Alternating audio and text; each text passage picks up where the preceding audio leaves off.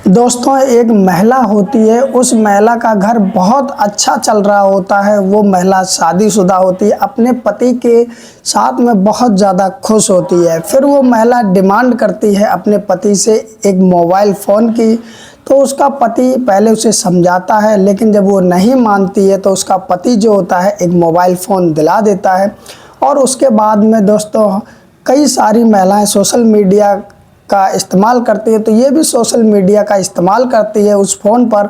और दोस्तों फिर एक ऐसी बर्बादी की तरफ वो बढ़ जाती है जिसकी उसने भी कल्पना नहीं की होगी। तो जानेंगे दोस्तों, आज मैं लगभग ऐसी कई सारी महिलाएं हैं जो इसी बर्बादी के दौर से गुजर रही हैं, लेकिन उनको जब कोई समझाता है तो उन्हें समझ में नहीं आता है कि आखिरकार वो फ़ोन लेकर गलती क्या कर रही हैं। हालांकि हर कोई एक सा नहीं होता। तो नमस्कार दोस्तों, मेरा नाम अजय। जानेंगे इस कहानी में दोस्तों कि आखिरकार महिलाएं किस तरह अपने घर परिवार को ही बर्बाद कर देती, खुद को भी बर्बाद कर देती है। तो चलते कहानी की तरफ। दोस्तों, कहानी बहुत ही ज़्यादा आपको सीख देने वाली है। उम्मीद करते हैं कहानी पसंद आएगी, लेकिन कहानी की तरफ बढ़ो उससे पहले एक लाइक कर दो और चैनल को भी सब्सक्राइब कर लो, जिससे मेरा भी हौसला बढ़ता रहे। तो दोस्तों, आज की कहानी है ये बिहार से। हालांकि दोस्तों कहानी कुछ समय पहले की है, लेकिन मेरे सामने आई तो मैंने सोचा ये आप लोगों को ज़रूर सुनाई जाए, जिससे कुछ ना कुछ सीख ज़रूर मिलेगी। दोस्तों, इसमें नाम मैंने बदल दिया है। एक बिहार में छोटा सा गांव होता है जिसमें एक परिवार रहता है। परिवार में माता पिता बच्चे सब होते हैं। उन्हीं में से एक लड़का होता है और दोस्तों वो शादीशुदा होता है। उसकी पत्नी का नाम होता है खुशबू। खुशबू दिखने में सुंदर थी, लेकिन दोस्तों बिहार में इतनी ज़्यादा शिक्षा है नहीं, तो बिहार में वो जो खुशबू रहती थी तो वो इतनी ज़्यादा पढ़ी लिखी थी नहीं। हालांकि ठीक ठाक पढ़ी थी, लेकिन क्या ही बताएं दोस्तों, समय दोस्तों धीरे धीरे गुजरता है। जब खुशबू की शादी हो जाती है, अपने ससुराल में बहुत ज़्यादा खुश रहती है। उसका जो पति होता है वो खेतों में मजदूरी करता है, मेहनत मजदूरी करके घर का खर्चा चलाता है। और जब मेहनत मजदूरी नहीं मिलती है तो कभी कभार वो बाहर भी कमाने के लिए चला जाता है, जिससे घर का खर्चा चल सके, घर का पालन पोषण हो सके। दोस्तों, समय धीरे धीरे कटता रहता है कि एक समय ऐसा आता है, खुशबू अपने पति से कहती है कि देखो, मैं घर में अकेले रहती हूँ, घर में अकेले रहते रहते बोर हो जाती हूँ, बाहर कहीं जाना होता नहीं है, तो मेरा समय कटता है नहीं और तुम भी काम पर चले जाते हो। एक काम करो, मुझे एक एंड्रॉयड फ़ोन लेके दे दो। अब वो व्यक्ति जो होता है अपनी पत्नी को समझाता है कि देखो, तुम फ़ोन का क्या करोगी, फ़ोन महंगे आते हैं और इतनी कमाई है नहीं जिससे कि मैं तुम्हें फ़ोन दिला सकूं। लेकिन वो जो महिला होती है दोस्तों मानती नहीं। कहते हैं त्रिया हट बहुत ही ख़राब होती है। महिलाएं अगर हट पकड़ लें तो जब तक कलेश ख़त्म नहीं होता है, जब तक उनकी बात मान ना ली जाए। और यही खुशबू कर रही थी। दोस्तों, खुशबू अपने पति को बार बार फ़ोन के लिए कहती है, अगर वो मना करता है तो उससे मुंह बना के रहती है, उससे गुस्सा रहती है। दोस्तों, उसका जो पति होता है वो धीरे धीरे पैसे जोड़ता है और एक समय ऐसा आता है, अपनी पत्नी खुशबू के लिए एक एंड्रॉयड फ़ोन ले आता है। जब एंड्रॉयड फ़ोन आ जाता है तो जो खुशबू होती है बहुत ज़्यादा खुश हो जाती है। और खुश होने के बाद में दोस्तों एक सिम लाई जाती है, उस फ़ोन में डाली जाती है।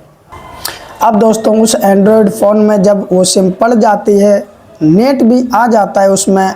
अब वो धीरे धीरे दोस्तों सोशल मीडिया के जो प्लेटफॉर्म होते हैं जिस पे रील्स बनाना, वीडियो बनाना जारी रहता है, लोग डालते हैं, वो खुशबू भी इंस्टॉल कर लेती है। कई सारे प्लेटफॉर्म इंस्टॉल कर लेती है और उसके मन में भी आ जाता है कि मैं भी वीडियो बना के डालूँगी और लोगों की तरह वायरल हो जाऊँगी, मेरी भी एक अलग नई पहचान हो जाएगी। तो दोस्तों वो तैयार होती है, नए नए कपड़े पहनती है रील बनाने के लिए और सोशल मीडिया पे गानों के साथ में अपनी रील अपलोड करने लगती है। पहले तो उसके गांव वाले ही तरह तरह की बातें करते हैं।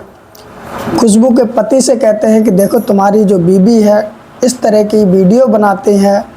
फिर वो अपनी पत्नी के पास जाता है और अपनी पत्नी को समझाता है कि देखो, लोग तरह तरह की बात कर रहे हैं तो मत रील बनाया करो। लेकिन खुशबू कहती है इसमें बुराई क्या है, आजकल तो हर कोई रील बना रहा है और सोशल मीडिया पे अपलोड कर रहा है, अगर मैं भी बना रही हूँ तो इसमें बुराई क्या है, अच्छे कपड़े तो पहन रखे हैं मैंने, कोई गलत तो रील नहीं बनाती हूँ।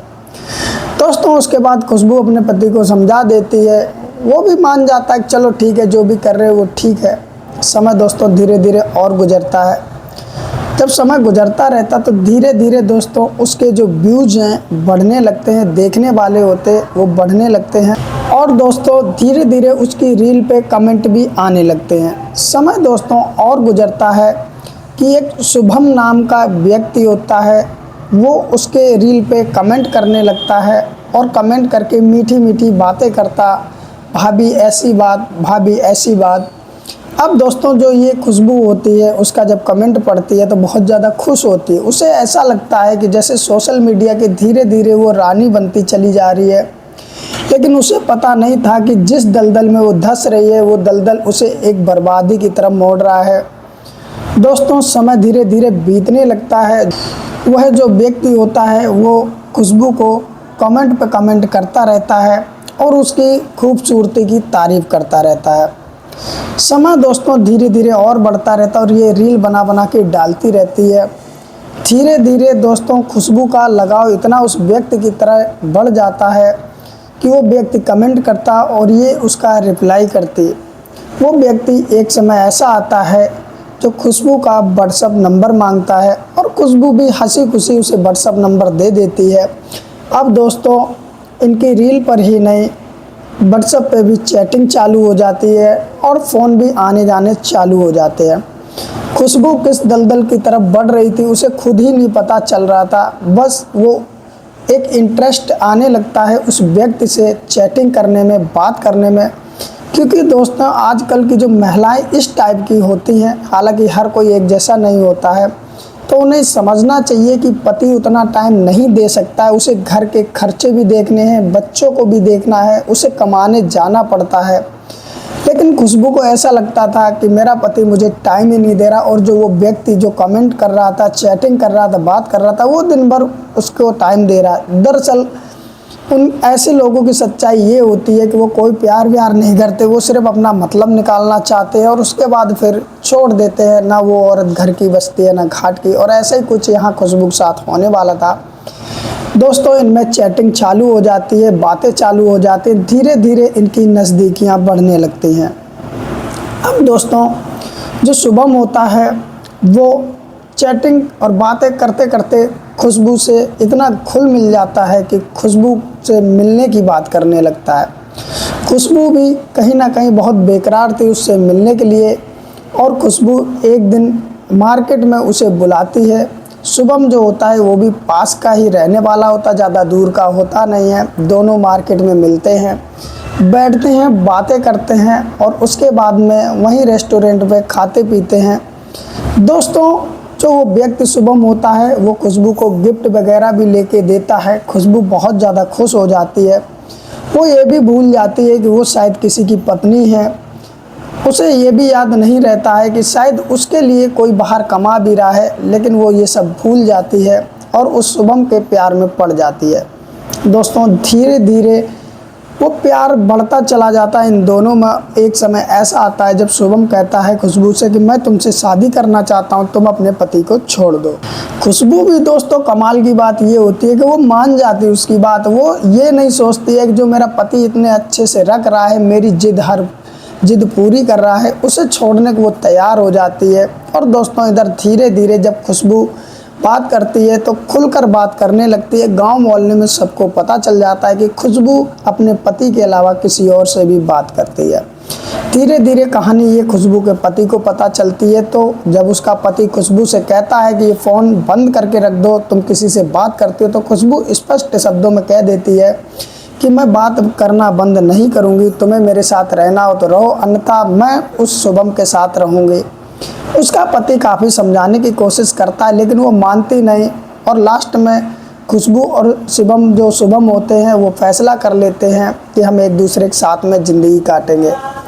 दोस्तों अब ये मामला इतना बढ़ जाता है कि खुशबू तो तुली होती है शुभम के साथ ज़िंदगी काटने के लिए, लेकिन ये जो खुशबू का पति होता है ये बहुत समझाता है कि इस दुनिया में कोई किसी का नहीं होता है, जब तक तुम्हारे ऊपर जवानी है तब तक ही ये तुमसे प्यार कर रहा है, जब इसका मन भर जाएगा तो ये तुम्हें छोड़ देगा, तुम कहाँ जाओगी। बहुत सी बातें वो समझाता, जो कि 100% बिल्कुल सही बातें थी, लेकिन कहते हैं जो गलत रास्ते पे चल पड़ता है उसे कुछ भी समझ में आता नहीं है, और ना ही यहाँ खुशबू को कुछ समझ में आ रहा था। दोस्तों धीरे धीरे कहानी बढ़ती रहती है। शुभम खुशबू को कहता है अपने पति को छोड़ दो, और वो तैयार हो जाती। एक समय ऐसा आता है कि खुशबू अपने पति को छोड़ने को तैयार हो जाती है। उसके बाद में दोस्तों ये कहानी बढ़ते बढ़ते महिला आयोग में पहुंचती है। वहाँ पर शुभम को भी बुलाया जाता, खुशबू को बुलाया जाता। खुशबू के सास ससुर भी होते हैं, उसका पति भी होता है। महिला आयोग की जो महिला अध्यक्ष होती है वो खुशबू को बहुत समझाती हैं कि देखो प्यार व्यार कुछ नहीं होता, आदमी जोश जोश में अपना घर बर्बाद कर लेता है। दरअसल तुम्हारे ऊपर जवानी का भूत चढ़ा हुआ है, जब ये भूत उतर जाएगा तब तुम्हें समझ में आएगा, ना तुम घर की बचोगी ना घाट की। यानी कि महिला आयोग की जो महिला अध्यक्ष होती है वो भी बहुत समझाती हैं उस महिला खुशबू को कि अपने पति के साथ चली जाओ और प्यार से रहो, ये प्यार व्यार कुछ नहीं होता। लेकिन खुशबू ने एक रट पकड़ रखी थी, नहीं मैं तो अब शुभम के साथ रहूँगी, मैं अपने पति के साथ में नहीं रहूँगी। और लास्ट में दोस्तों वहीं पर लिखा पड़ी हो जाती है और खुशबू को फिर शुभम के साथ भेज दिया जाता है।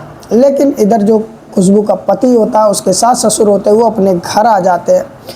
दोस्तों धीरे धीरे समय बीतने लगता है और धीरे धीरे 6 महीने बीत जाते हैं। 6 महीने बाद अचानक खुशबू का पति देखता है कि खुशबू उसके घर के बाहर आ रही होती है और आ करके उसके पैर में पड़ जाती है। दोस्तों जैसे वो पैर में पड़ जाती है तो खुशबू का पति कहता है कि अरे ये क्या हुआ, तुम यहाँ वापस क्यों आई हो, तुम तो अपने बॉयफ्रेंड के साथ में चली गई थी जिसका नाम शुभम था, तुम यहाँ क्या कर रही हो। तो खुशबू रोते हुए बोलती है कि मुझे माफ़ कर दो, मुझसे गलती हो गई है, दरअसल मैं बहक गई थी, उसने मुझे यूज किया और उसके बाद में अब घर से निकाल दिया, वो मुझे रखने को राज़ी नहीं, आखिर मैं जाऊँ तो जाऊँ कहाँ। दोस्तों उसके बाद में जो खुशबू का पति होता है वो खुशबू से कहता है कि मेरी तरफ से तुम कहीं भी जाओ, तुम 6 महीने किसी के साथ में रह कर आई हो, सो कर आई हो, तुम चाहती हो कि मैं अब तुम्हें रख लूँ तो ये मेरी बेइज्जती है, मेरे गांव वाले क्या कहेंगे, मेरा जो समाज है वो क्या कहेगा। दोस्तों ये कहानी बढ़ जाती है, धीरे धीरे गांव वाले इकट्ठे हो जाते हैं। उसके बाद में फिर से एक बार महिला आयोग में वो केस फिर पहुंच जाता है और वहां पर फिर दोस्तों शुभम भी बुलाया जाता है, खुशबू भी होती है, उसका पति भी होता है। महिला आयोग अध्यक्ष की जो अध्यक्ष होती हैं वो खुशबू के पति से कहती हैं क्या तुम खुशबू को रखना चाहोगे। तो उसका पति साफ कह देता कि मैं उसे नहीं रखूँगा, अगर तुम ज़बरदस्ती करोगी तो मैं अपने आप को ही ख़त्म कर दूंगा, लेकिन इस औरत को नहीं रखूँगा। तो महिला अध्यक्ष जो होती है वो कहती है तुम्हारे ऊपर कोई ज़बरदस्ती नहीं है, दरअसल ये लिखा पढ़ी करके खुद ही गई थी, तुम्हारी इच्छा हो तो रख सकते हो, तुम्हारे ऊपर कोई दबाव नहीं। तो उसका पति स्पष्ट मना कर देता है कि मैं इसको नहीं रखूँगा। उसके बाद में वो महिला अध्यक्ष जो होती है शुभम के पास पहुँचती है और उससे बात करती है क्या हुआ, 6 महीने पहले तो बहुत प्यार दिखा रहे थे, अब कहाँ गया तुम्हारा प्यार, और इस खुशबू को ले क्यों नहीं जा रहे, उसे अपने साथ रखो। तो वो कहता है कि दरअसल मैं प्यार तो करता था लेकिन मेरे घर वाले राज़ी नहीं हो रहे हैं, मैं इसको नहीं ले जा सकता, नहीं रख सकता हूँ। अब दोस्तों खुशबू रो रही होती है, अब उसकी ये हालत हो गई थी, ना घर की बची ना घाट की बची। पति से तो पहले वो लिखा पढ़ी कर चुकी थी, अब जिसके लिए उसने अपना घर परिवार बर्बाद कर दिया था, छोड़ दिया था, देवता सा पति छोड़ दिया था, वो भी दोस्तों अब उसे नहीं रख रहा, क्योंकि उससे पहले ही लिखा पढ़ी हो गई कि आज के बाद मैं तुम्हारी पत्नी नहीं हूँ, और वो शुभम के साथ चली गई। उसके बाद में दोस्तों ज़बरदस्ती जो महिला अध्यक्ष होती है वो खुशबू को शुभम के साथ भेज देती। लेकिन दोस्तों सोचने वाली ये बात है, क्या शुभम उसको सही से रखेगा? दोस्तों नहीं रखेगा, वो कभी भी छोड़ के उसे भाग जाएगा। लेकिन जो इस तरह की महिलाएं होती हैं उनको ये समझ में नहीं आता है कि पति जो होता है उसका ख्याल रखता है, उसके हर नखरे उठाता है। दोस्तों हो सकता है कुछ पति बिजी ज़्यादा होते हों, वो भी इसलिए बिजी रहते हैं क्योंकि उन्हें घर देखना, परिवार देखना और अपने पति को भी यानी कि पत्नी को भी समय देना है, इसलिए ज़्यादा समय उनके पास नहीं रहता। लेकिन इस तरह के जो सोशल मीडिया पे व्यक्ति होते हैं, लड़के होते हैं, वो ऐसी महिलाओं को ढूंढते हैं जो दिखने में सुंदर हों, उनसे अपना काम निकाला जा सके और उसके बाद छोड़ दिया जाए। तो मेरी माताओं बहनों ज़रा सतर्क रहना, इस तरह के अगर कमेंट आते हैं तो आप रिप्लाई ही मत दो उनका। अगर आप सोशल मीडिया पे रील बनाते हैं, मैं ये नहीं कहता कि आप लोग रील ना बनाएं, मैं ये कहता हूँ कि कायदे और मर्यादा में रहकर रील बनाएं और इस तरह के कमेंट के कोई रिप्लाई ना दें। दोस्तों अगर रिप्लाई देना भी है तो कम शब्दों में दें, और अगर बार बार वो कोई ऐसे वैसे कमेंट कर रहा है तो उसको ब्लॉक कर दें। तो आज की दोस्तों ये सच्ची कहानी रही। आप लोगों को ये स्टोरी सुनकर क्या आपके समझ में आया, कमेंट जरूर करें। और मेरी मेहनत दिखी हो तो दोस्तों वीडियो को लाइक कर दो और चैनल को सब्सक्राइब कर दो, जिससे इस तरह मैं आपके लिए कहानियाँ स्टोरी लाता रहूं। और दोस्तों अगर ये कहानी आप फेसबुक पेज पर सुन रहे तो लाइक करके फॉलो जरूर कर लेना। फिर मिलते हैं किसी और कहानी में, तब तक के लिए अपना ख्याल रखना। नमस्कार।